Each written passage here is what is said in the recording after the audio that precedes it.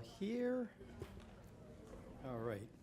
Well, welcome back to the second part of our workshop here this afternoon. I hope everybody had a nice lunch and probably cheering on for both Miami and FAU as you were out at lunch, right?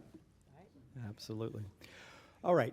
So just to set expectations, when I came back from lunch, one of the attorneys representing the property owner at Brookside asked about being able to make a presentation. And after some thoughts on it, what I came up with was we will allow, so after staff makes its presentation and commissioners have questions and things, we'll take that. We'll allow then the folks, the attorney representing Brookside property owners to make a presentation not to exceed 10 minutes. We'll come back to the board and understanding what's in front of us today is staff, we would not accept an application to contemplate anything on that property because it's under a conservation easement. So staff, of course, would not accept an application because there's no development rights on it. So it would require that the board lift those development rights or restore those development rights, meaning lift the conservation easement in order for any application to be submitted. So if there is if the board has an appetite to want to consider lifting that, then staff would be directed to accept that as an accept it. If not, we're done. We've heard what we needed to hear about it, and we can move on. For those of you who have submitted comment cards, I assume many of you have submitted comment cards opposing this, but the board will have already made its decision whether or not to want to consider this any further. So we would stop. We don't, please. We would then, and there would be no reason for public comment for any further on this matter. So we would be done. All right?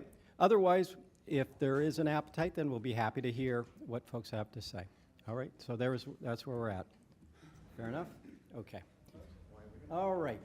Let us get started. Mr. Rudder, you are recognized. Mayor, Commissioners, good afternoon. We've kind of changed a couple faces at the table here. Ismaila, Facilities Director, Howard Falcon from the County Attorney's Office have joined us for this one. Sorry, how about now? Ismaila from your Facilities Director, Howard Falcon from the County Attorney's Office have joined us. Isma's going to do a brief presentation on some of the very specifics on Brookside, very, very similar to what we spoke with you about in December, and we are available for any questions afterwards. Good afternoon, Mayor, Vice Mayor, and Commissioners. As you recall, back on December 6, 2022, County staff requested board direction regarding a potential text amendment to the county's comprehensive plan to allow for the development of the real estate holding known as the Brookside property. After board deliberation, staff was directed to return at a later date during a workshop meeting to further consider this item concurrently with an overview of the Ag Reserve. Having our colleagues this morning taking care of the latter, it will be now my turn to address and provide you a historical overview of the real estate transaction associated with the Brookside property. In 1999, Pine Bluff County voters approved the Agricultural Reserve Bond referendum, which provided for $150 million towards the establishment of a land acquisition program to protect environmentally sensitive lands, greenways, land for water resources, agricultural lands, and open space.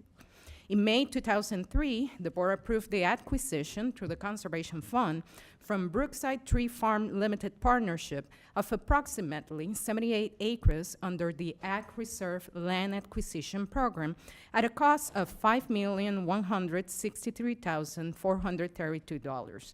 Of the total acreage, 3 acres were acquired for the Lions Road right-of-way, with the remaining acreage going to the Ag Reserve Program.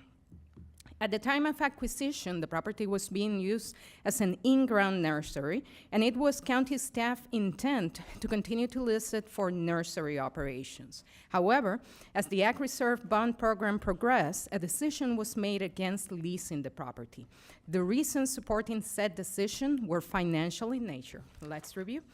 Consistent with the 1999 bond referendum and to fund the Ag Reserve Acquisition Program, the county issued 2 tax-exempt general obligation bonds. The tax-exempt status imposed limitations on the amount of revenue that could be derived from private parties, and the rent payments were considered private activity revenue. Hence, the decision not to lease the property was made, as proceeding otherwise will have resulted in exceeding private activity bond limitations by the year 2012.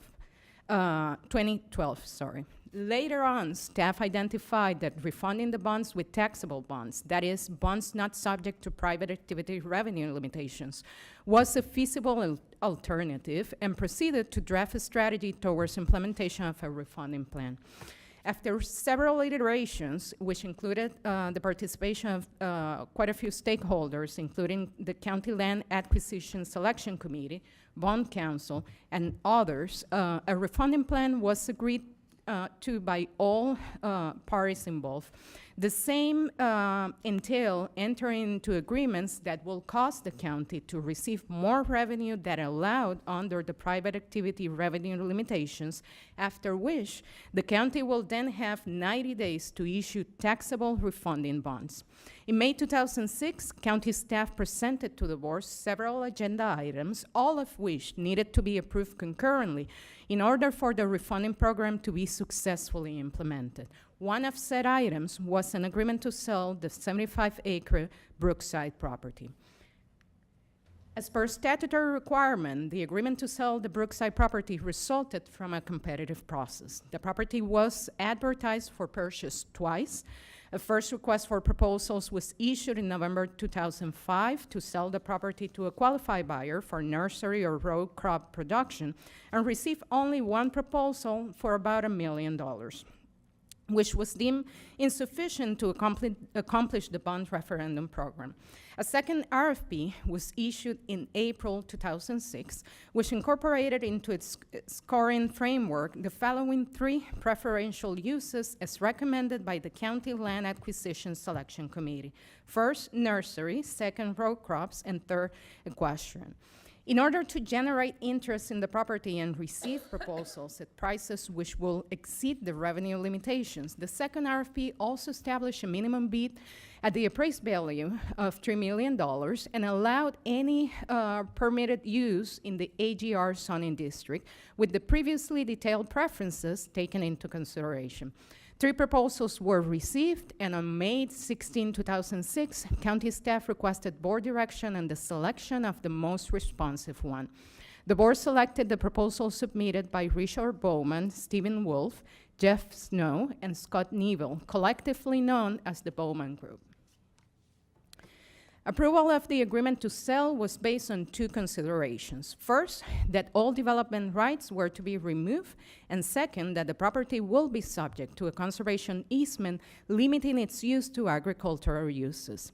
The appraisals on which the minimum bid was based took into consideration said restrictions. As a result, in 2003, the county acquired the property from Brookside Tree Farm Limited Partnership for approximately $5.2 million, and then sold it 3 years later to Brookside Estates LLC and Smithson Estates LLC for approximately $3.2 million. That is about a $2 million discount. At the time the transaction was approved, the removal of the development rights and the imposition of a conservation easement were deemed as guarantees to ensure attainment of the goals of the Ag Reserve Land Acquisition Program. During the staff presentation back on December 6, 2022, questions were raised as to the ownership interests of the companies that sold to the county and later acquired from the county the Brookside property. Attachment number 2 to the workshop item provides a summary of the corresponding ownership interests as reflected on the Florida Department of State's Division of Corporations website. In 2003, the county acquired the Brookside property from Brookside Tree Farm Limited Partnership. The corporation, as of now, is inactive, but in its last annual report that was filed, the general partner was listed as Brookside Tree Farm, Inc. Brookside Tree Farm, Inc. is inactive as well. In the last annual report it filed, the president was listed as Stephen Wolf. In 2006, the Bowman Group assigned the purchase contract to Brookside States, LLC, and Smith-Sunday States, LLC, to which the county sold the property. Brookside States, LLC is active, and it shows in its articles of incorporation Stephen Wolf and Richard Bowman as managers of the same. Smith-Sunday States, LLC is active as well, and Richard Bowman is listed as the manager of the corporation. At the same December 2022 meeting, questions were raised as to the environmental conditions of the property at the time of acquisition and its then adequateness for inclusion as part of the Ag Reserve. Prior to the acquisition of the Brookside property, county staff had a Phase 1 and a Phase 2 limited environmental site assessment done by an environmental consultant. Attachment number 3 to the workshop item includes copies of the relevant sections of said assessments. The limited Phase 2 ESA concluded, based on the results of the limited Phase 2 ESA, significant environmental impacts were not detected in soil, sediment, or groundwater collected at the areas identified as areas B33 and Area 4 on the Brookside farm. It is therefore URS, meaning the consultant, opinion that with continued use of the property for agricultural purposes, no additional assessment is warranted at these two areas at this time. In closing, for development on the Brookside property to be feasible, the conservation easement at a minimum will need to be partially released, development rights will need to be assigned, and in county staff opinion, additional compensation should be required from the current owners, as the ability to acquire at a discounted price back in 2006 was the result of the restrictions imposed on the property, which the owners now seek to remove. This concludes staff presentations, and we will take any questions as you deem it appropriate. Are there questions? Yes, Commissioner Baxter, you recognize. To me, thank you, Mayor, what did you mean by partially released? I will defer that question, if that is okay, to Assistant County Administrator Rotter. In conversations with staff, we know that it is currently protected, so to speak, with the conservation easement. So we don't see development and the conservation being compatible.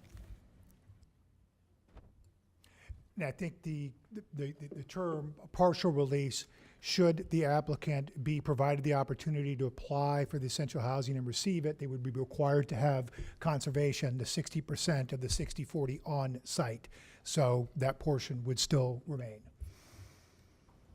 In a 60/40 scenario, you'd still have the good portion of acreage that would have to be preserved. That would have to be, or is currently and would? It's required. Right now, you have it under conservation easement in a different form because there's no development on it. So during the sales, we have a restrictive covenant that says you can only farm on it, essentially. Mm-hmm. Should they be afforded the opportunity to apply, and should the board approve it, that would be done in the 60/40 scenario. 60% preserved, 40% developable. That 60% would need a covenant of its own to maintain the restriction to not allow development on it. Okay, and Mayor, are we going to hear the other side today? Oh, you weren't here when I okay, just to clarify what I said earlier. So, and I think you heard it in the presentation. So in order for anything to move forward on this property, the board would have to have a willingness to want to lift the conservation easement to allow development on this property. So therefore, the attorney representing the property owner had asked if they could have an opportunity to make a presentation. And what I agreed to do was allow them to make a presentation for 10 minutes, and then it'll come back to the board to poll the board to see if in fact there is a majority of the board that would be willing to consider doing this, and then staff would be directed to accept the application, and it would run through the system like anything else. If not, then we will be done for the day, and there would not be need for additional public comment. Okay? Okay. All right. Commissioner Woodward, you're recognized. Yes, thank you. On page 5, you had listed the preferential uses and the conservation easement. Just for my own clarity, can you let me know, like, what is allowed under a conservation easement? What's allowed with the way it was sold in 2006?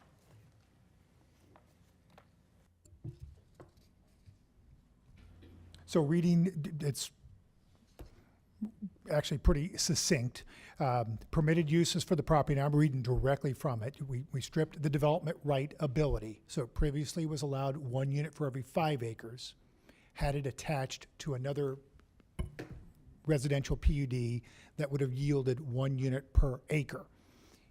In the transaction and the restrictions that resulted, permitted uses are those provided in the AGR land use category.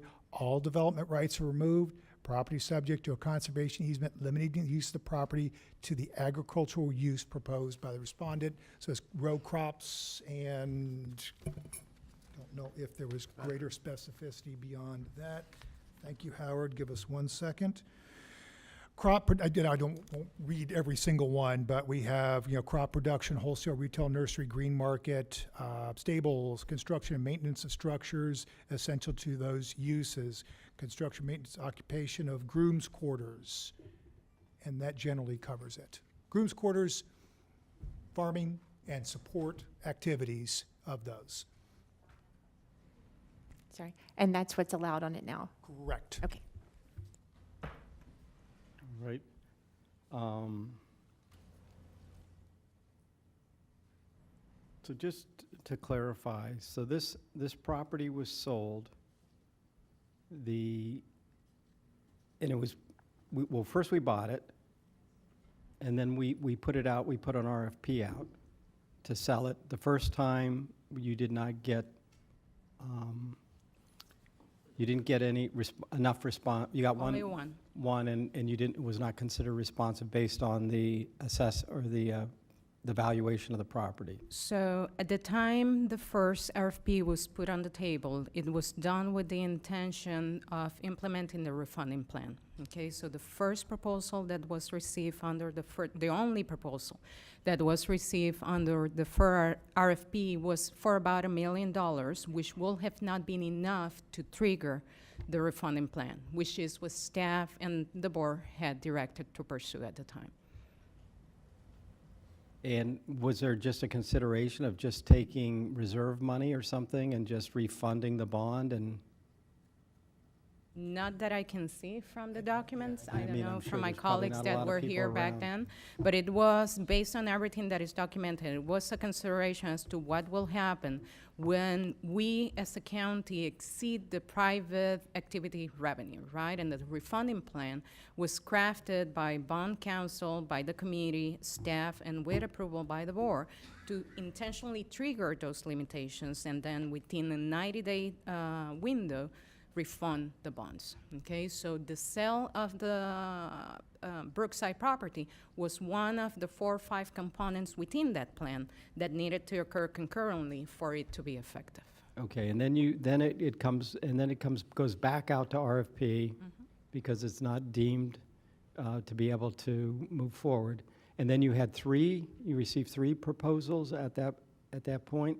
That is correct. And do you have documentation as to were they all about the same amount? There was 3 proposals. Staff, rather than coming back with a recommendation for any given proposal, staff brought all 3 proposals back to the board because they were very close in the financial offer, okay? The spread was only $75,000, and the difference between the proposals was really the uses, okay? So given that they were so close, staff came back to the board stating, we deem them all to comply. We will defer to the board as what they will prefer to do with that property. And that's how the current group that eventually the property was sold to was selected.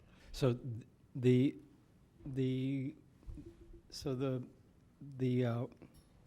respondents to the RFP were the ones that proposed the uses of the property when in their RFP. Is that how it worked? The county didn't require them to do that, or was it their decision? The county provided criteria that needed to be met Okay. and preferential uses. And the 3 proposals shows how to capture those preferential uses that the county set as the framework for the proposals.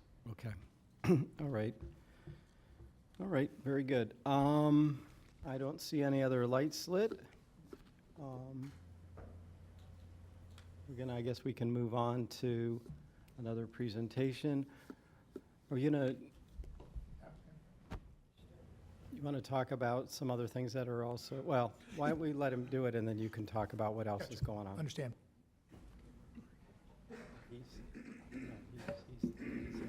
Can I give you these? There should be one for you and then one for each of them.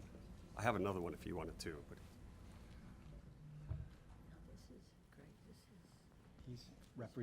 He represents Brookside. Can you just tell us who you are and who you're representing, please? I mean, I don't think it's for you, but I'll tell everybody else. My name is Brian Seymour with the Gunster Law Firm. I'm actually here on behalf of Altman Companies, which is a proposed developer of the essential housing for the property. The representatives from the owner are here. Mr. Perry and Mr. Bowman are here as well. But because what I want to do is talk a little bit about what we're looking at going forward. I wanted to look at this. So the Delray Marketplace, as you know, is located it's right next to the Brookside property to the south. So that's the spot where you all have said you want essential housing. Of course, from a planning perspective, it makes good sense. You have more walkability, you reduce traffic trips, you have housing for employees who actually work there at the marketplace, particularly with the number of workforce restricted units we could put in here. And you take out what is effectively now fallow land. Because as Mr. Bowman's representatives have told you, and I'm not going to go back through all that again with limited time, he can't make the farming work. So the agriculture use that he tried for is not a viable opportunity for him. And I think we can all agree that if Mr. Bowman can't farm it, it's probably not farmable. The Bowman family has been farming for generations. So as the mayor mentioned, what we're asking for is an opportunity to move forward so that county staff can accept an application that would include some modification, whatever the wording comes to, whether it's modified, amended, however we deal with the legal terminology that Howard and I would end up working out, I'm sure, at some point. Poor Howard, spending too much time with me these days. Really what we want to do is look forward and see what we can do. And so we have a couple of options we want to provide you. This is just so you can see this is our location, but we have a couple of things we're going to talk about today as to what we are looking at for the subject property. And of course, you can see it's surrounded by some commercial, residential, and critically the marketplace that is there.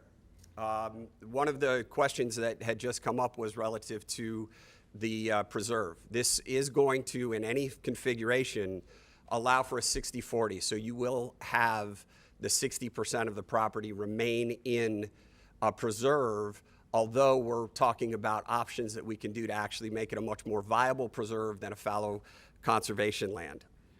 I'm mindful that Deb talked about the various different ways you can do things. Well, the conservation easement says you can only do these things. What we're talking about is we're willing to, as part of a development approval process, say that the preserve, off-site, on-site, requires certain things so that things actually have to happen so you don't end up with fallow land sitting there. And of course, each of them provides, as I'll show you, 150 workforce units, 450 market rate units that we're looking at. And so again, there's your development pattern that you have. And again, we're talking about modifying the easement. We want to develop 30 acres under the essential housing, which could get to 600, but we have 150 workforce housing units that would be right there at the marketplace. And then to the additional value, what we're talking about is approximately $4 million of environmental enhancement to the remaining preserve, or if you'd prefer, there's a site that I'll show you in just a second of about 82 acres, which is an existing private preserve that we would buy and then donate to the county. And then the third option, which is to improve and expand equestrian facilities onto a 57-acre parcel. So I'm trying to work through this really quickly. I'm happy to answer some questions, and I did pass out the slides, so you can follow along there as well.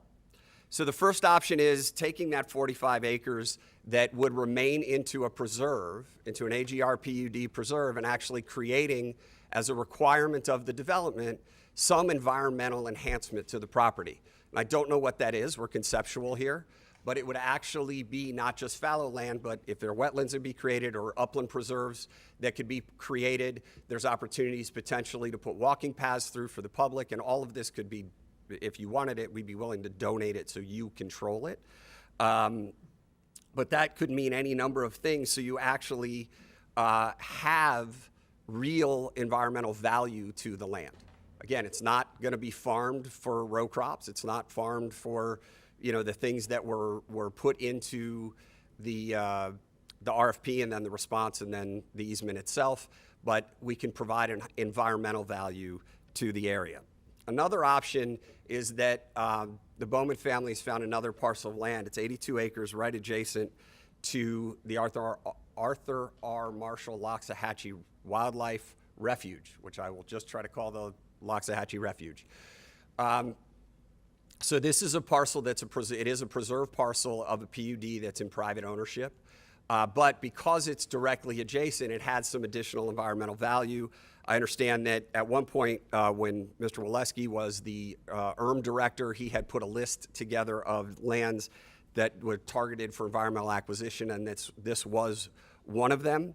Again, it's approximately 82 acres. It's at the very west end there of Atlantic and does abut the existing refuge area, which provides some of the differential when Ms. Drum talked earlier this morning that some of those smaller parcels add a little bit of a different value. And again, we haven't evaluated this with the staff. I'm not suggesting she said this is a good idea.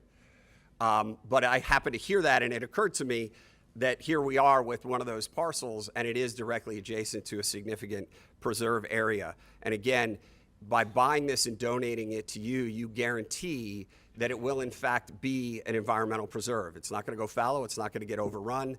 It could actually end up that way. And then again, the third, which is a little more complicated, is that we could expand equestrian uses onto the Brookside property from the adjacent equestrian facilities that are already there. So there's an existing facility. There was actually an application in to take that parcel, swap or preserve, and develop the parcel that's currently got an equestrian facility for it.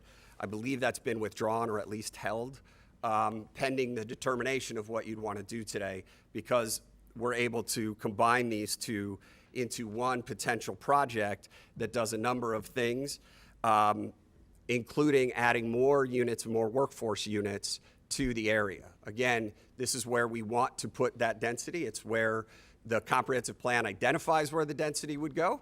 And so one of the options is we can really expand and operate that equestrian area, would add about 40 workforce units and 120 market rate units. So you'd end up with about 190 workforce units right there next to the marketplace. There would be other pieces that go into that, because there would have to be an offsite swap. that was already going to be proposed if only that equestrian was going to be done, right? So you'd lose the equestrian under the proposal that had been filed. In this case, you keep the equestrian, you expand the equestrian onto the preserve site that remains, and you get some off-site preserve as well that would have been done no matter what. And again, more workforce and market rate units, as I've spoken here before. More market rate units actually helps also, because as you get more market rate, you have more market demand supply issues that change that. So not all restricted, but certainly all valuable. So we've got a number of public benefits. Again, the workforce housing units. There's about the $4 million of improvements or additional dedication of the 82 acres. So we've got different things that come out of that. You've got the 45 acres that we're willing to donate back to you if you'd like. You have some internal trip capture from the integration of the uses. So as you have the residential directly adjacent to the workers, you end up not having to drive as much. So you have some of that. And then you've got diversity of housing options that go into the ag reserve that has been built into the comprehensive plan now without as much infrastructure impact. And then, of course, there's about $10 million in fees that would be generated and about $4 million annually in taxes that are generated that wouldn't be generated from conservation or fallow land. I'm running out of time. So at the end of the day here, this is a concept. I know I don't have every detail for you, but we want that opportunity to come back to you with some of that detail. So that is why we're asking for that direction to staff with one of those options. Pick one of those options. We can work through any of the three to try to make this work. And so we are asking for direction to the staff to accept the application, knowing that it's going to require some modification to the conservation easement, and we'll have to figure out what based on the process, and then which of the options, 1, 2, or 3, you would like us to pursue so that we can actually start putting some proverbial meat on the bones, if you will. So we're happy to answer questions. Look at that, 40 seconds to spare. We appreciate getting our 40 seconds back. Thank you. Commissioner Baxter, you recognize. Just for clarification, the 82 acres that you were talking about, is that in the ag reserve? Yes. It is in the ag reserve. Da, da, da. And so we normally, this is more for staff, people swap land in the ag reserve all the This time. isn't a How is, swap. this is what I'm asking, so what makes this, I guess, different? It's already a preserve. Yeah, so this is not a swap that you typically would see.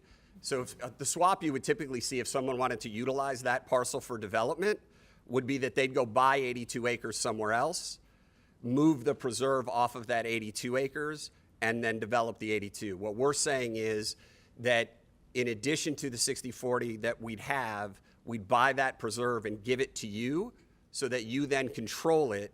You can manage it in accordance with the neighboring refuge so that you add the environmental value. That was one of those options that was out there. All right, I'm thanks. just going to have staff to, if they can just also get their perspective on that. We would, and then to clarify the point on the term swap, certainly internal changes of preserves have occurred a number of times, but it's acre for acre. There's no net loss that occurs through them. In this scenario that's contemplated here, it would be outside the realm of the potential 60/40 of an essential housing development scenario. So it'd be something above and beyond that. But I would say as well, haven't had a chance to evaluate the property or do any work or take a look at it. Thank you. Okay, good. All right.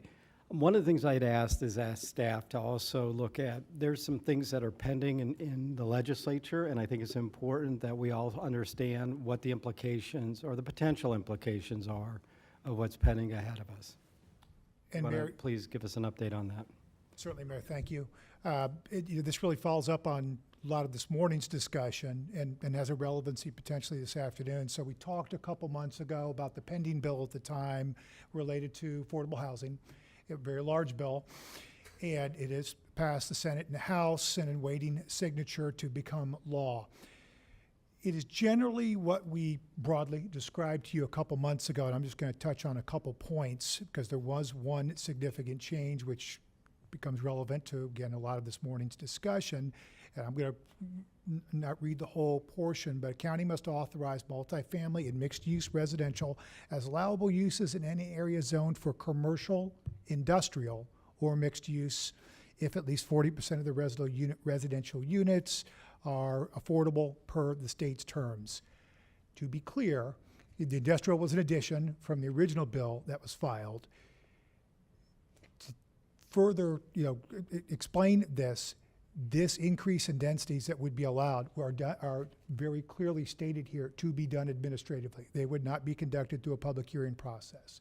They would go through staff review, and those changes in density would occur in that fashion. It goes on to say a county may not restrict the density of a proposed development authorized under the subsection below the highest allowed density on any unincorporated land in the county where residential development is allowed. So I believe some of the earlier language also included some distance criteria and had some other points. And this is pretty expressly stated. It is the highest density anywhere in unincorporated Palm Beach County. So if you took our highest flu that we have, and you also contemplate our bonus densities, we're probably somewhere in the 25 units to the acre-ish range. And then just another point as well, county may not restrict the height of the proposed development. This does have a little bit of a hook in it, if you will. Below the highest currently allowed height for a commercial or residential development located in jurisdiction within a mile of the proposed development, or 3 stories, whichever is higher. So there's a little more to it, a little more involved as it relates to height. But it is very clear that this is expressive in its manner for how you would achieve density. It's very clear that they would not be conducted through public hearing processes. So certainly this board and previous boards have taken up opportunities for shopping centers and commercial centers to create those opportunities for density and to redevelop in that fashion. This definitely takes it to a different level. Many of those would have been conducted through the public hearing process. This is very, very expressive that it's not. And I would point out one more time, it does call for 40% of the units in this new construct to be affordable per the state definition. And then to really summarize the state definition, they're looking at anywhere from 30 to 120% of area median income is that range. So that's a short summary with a whole lot of words. We await the time when it becomes effective, and I'm certain we will have a lot of understanding and implementation that will go on with this, but it's going to make a significant change. I think, though, to be clear, the implication is that the Delray, and I know you pressed for comments, and so I'm going to finish my questions. Okay. So the implication from this then would be that the Delray Marketplace potentially could develop as workforce housing, a mixed-use workforce housing, without ever coming through any body other than going directly to staff to make sure that it meets our building code requirements, but they would be able to build housing on that site at 25 units an acre and potentially up to 4 stories without any public hearing.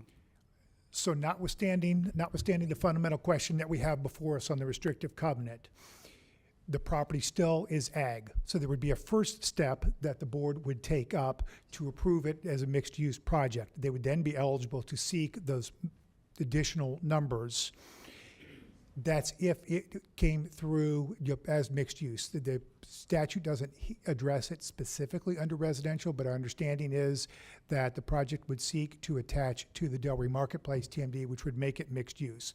It would occur potentially in 2 steps, but that would be the path that they could achieve those numbers. All right, thank you. Commissioner, or Vice Mayor, you're recognized. Thank you for that explanation, Mr. Rutter. Well, are we talking about the Live Local bill that's presently going through the legislature? Yes. Okay, very good. Now, what does that have to do with a parcel that is preserve? Strictly speaking, nothing, actually. Nothing. Right, okay. So, we will be dealing with this Live Local bill later on in discussions in this chamber when it comes to those areas that are subject to that, that is industrial residential. If we could just stay focused on this preserved, I know you're going to say something. This preserved parcel, which is preserved. Good, Vice We Mayor. good? Okay, thank you, sir, appreciate it. Thank you. Just to clarify, Vice Mayor, absolutely, it's in preserve, it's under a conservation easement. Access to development rights do not exist. Should the board take a couple steps in adding in the words in the statute, which would include mixed use, this would have the potential to be a mixed use property, which could access the Live Local Act provisions and enhance their density. If I may, Mayor? Yes. So then, an unintended or intended consequence of this beautiful, idea that's proposed here would be null and void if we change that to residential or mixed use, because then someone could come in under Live Local and say, I want all workforce housing here. I don't need a park, I don't need, whatever, an equestrian center. So that could be an unintended or intended consequence of changing a easement to a residential or mixed-use classification. Is that, am I Vice am I Mayor, listening that to is you absolutely a correctly? potential, yes. Okay. Can I, That's interesting. can I clarify? Okay, thank you, Mr. It's Reddick. not residential. The bill carves out residential. It's commercial or mixed use. So there's two things that you would be protected by in the process that we're proposing. One of which is it's residential. The other is that we would be modifying the conservation easement. We are not proposing that you just remove it and then we move forward. This is about looking at it so that we can initiate the process that would end with a modification of that conservation easement. So you're never going to be in a position where there's no easement over the property and no restrictions on the property. You're recognized, Vice Mayor. We need to be careful here, because, and I think you also should be aware that if we change the classification today, or next week, or the week after, before this Live Local bill is actually a statute, you may end up with a proposal here that doesn't look at all like we're looking at right now, without a public hearing, So I don't know if we need a lawyer's position here or not. I'm not a land use lawyer, former legislator, but I have a feeling this thing this bill has legs. Go right ahead, Well, the sir. bill's passed. I mean, if it's. It definitely has legs. It Hasn't passed. been, but it hasn't been signed. It has not yet It's been not signed. It's not a statute, it's a Correct. bill. It Correct. has been signed, we don't have an enactment date yet, Correct. however, it may have legs. So I think, thank you, Mr. Rudd, for bringing it up. Right. I'll defer to you. So Patrick's concern, and I believe it's one of the options that was presented, was this equestrian parcel would be tied into the development order for the neighboring marketplace, which is currently a multi-use district. And if that's the case, then because it's a multi-use district, then it would fall under the Live Local Act, and it could potentially get density on it without having to come to the board for approval. Thank you. All right. Is there any other question? Oh, I asked Deb to come up because those 82 acres, the unintended consequences are what we haven't talked about, was the fact that those 82 acres are in preserved conservation easement on the private side. So when it's purchased and we do an exchange or it's given to us, those 82 acres come off the private side. And as a result would be a net zero. I mean, we'll lose some acreage at that point. And I just want Deb to be able to kind of walk that through so you have all of the marbles on the table before a decision is made. Yes, thank you, Ms. Baker. I just wanted, just to be really clear, this is kind of thrown at us. We haven't really analyzed it, but the 82 acres is already under preserve. So it already has a conservation easement on it. And so if you're saying that you're giving us something that is going to add acreage into preserve. It's not, because it's already under preserve. So you would, whatever you would lose from Brookside would still be a net loss of preserve area, because you also have Brookside under conservation easement. So I didn't want there to be any confusion about net addition or net loss. It would definitely be a loss of preserve area in that scenario. Darren, do you want to be recognized? Yeah, in addition to what Ms. Drum said, is that property is also acting as preserve for a development in the agricultural reserve currently. So, That would have to find a new preserve. yeah, I mean, that's one of the issues we would have to sort out if this goes. All right. Okay. I don't see any other lights lit, so let me just, is there any, and maybe the easiest way to do this, does anybody on the board want to move this forward and give staff direction to do anything else with it? Excuse me, can I have a point? Excuse me, please take a seat. Please take a seat. Before you make a vote, I would just like Hey, to. we're not making a vote. Okay, I'm asking the board a question and you're interrupting me. I apologize, I just wanted an opportunity to speak before you guys decided on conservation easements and lifting them. I don't see anybody interested, so I believe we are done here. Thank you, everybody, for your time. Thank you for presentations. For those that came out today, we appreciate it.